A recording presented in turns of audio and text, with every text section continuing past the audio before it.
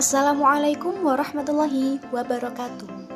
Saya Putri Indah Khairatul Jannah, mahasiswi semester 3, Program Studi Pendidikan Agama Islam, Institut Agama Islam Syarifuddin Wonorejo Lumajang, kelas 3D. Oke, dalam kesempatan kali ini saya akan sedikit memaparkan tentang pendekatan, strategi, model, teknik, dan metode pembelajaran sebagai tugas mata kuliah model dan strategi belajar mengajar oleh dosen pengampu Dr. Ikhwanul Muttaqin MPDI. Yang akan kita bahas di sini yaitu tentang apa sih yang dimaksud dengan pendekatan itu, strategi itu apa, metode, teknik, dan model pembelajaran itu apa, dan apakah hal itu penting dalam suatu pembelajaran. Yang akan kita bahas pertama yaitu pendekatan pembelajaran.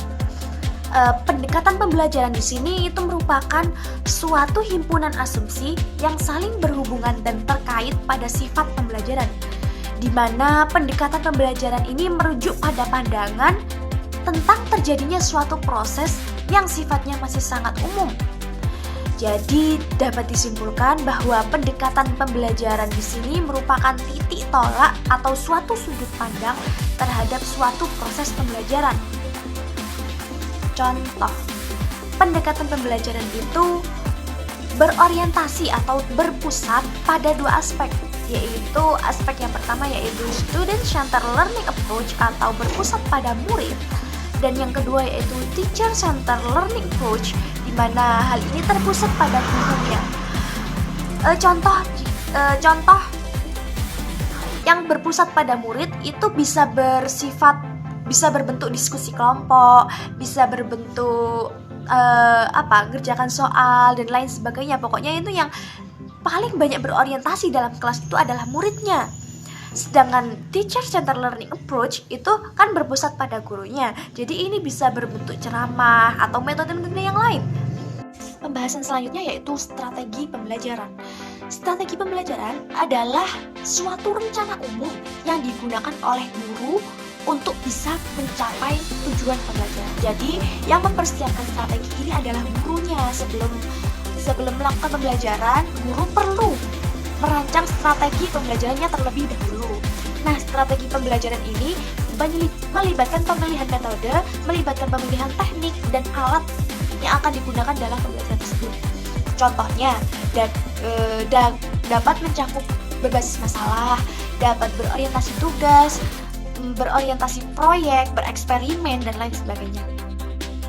Yang selanjutnya yaitu teknik pembelajaran. Teknik pembelajaran ini merupakan suatu langkah-langkah spesifik yang digunakan baik guru maupun siswa dalam proses pembelajaran.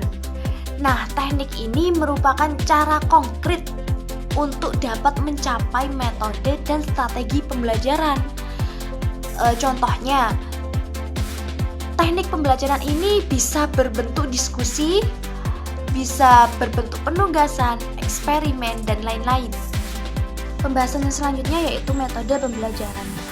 Metode pembelajaran itu merupakan cara sistematis yang digunakan untuk mengorganisir atau mengorganisasi proses pembelajaran supaya pembelajaran dapat berjalan sesuai rencana secara maksimal. Contohnya, metode pembelajaran ini dapat mencakup metode ceramah, dapat juga dilakukan dengan metode diskusi kelompok, metode proyek, atau pembelajaran kolaboratif.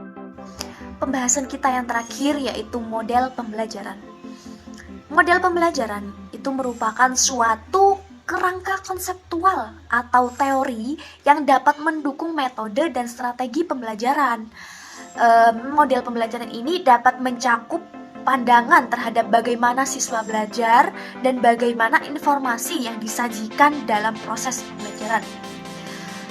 Model pembelajaran ini contohnya bisa berbentuk dalam model konstruktivisme, bisa juga dalam model pembelajaran kooperatif, bisa juga model pembelajaran berbasis masalah. Mungkin hanya ini pembahasan yang kita bahas dalam video kali ini. Kurang lebihnya saya mohon maaf. dan semoga bermanfaat. Sampai jumpa di video selanjutnya. Wallahul muwaffiq ila aqwamit thoriq. Wassalamualaikum warahmatullahi wabarakatuh.